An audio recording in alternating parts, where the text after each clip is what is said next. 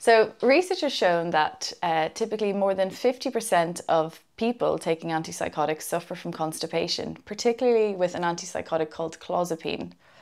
This is actually underreported, and it could be because this is a sensitive topic, or findings have actually shown that people with psychosis have a higher pain threshold, meaning that they're able to tolerate symptoms of constipation more. So I'm Emily Stynes, working within the dietetic team, and I've chosen to specialise in mental health. So constipation due to clozapine can be very serious because the person can become impacted and lead to a hospital admission. So this further underlines how important it is to be aware of your own personal and usual bowel habit. Constipation can range from being mild, causing discomfort, to severe, leading to hospitalisation.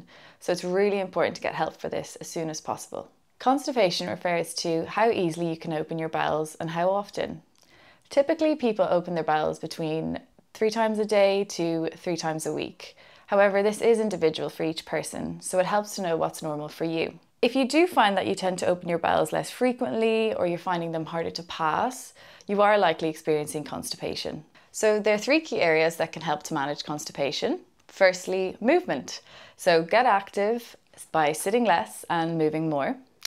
Secondly, have more fibre in your diet, but ensure to increase this gradually, as this can help your body to adapt and also avoid any unpleasant symptoms such as wind or bloating. Typical high fibre foods that we would advise on are things like fruits and vegetables, wholemeal bread, seeded bread, brown rice, pasta, plantain, yam, wholemeal chapati or roti, as well as beans, lentils, nuts and seeds.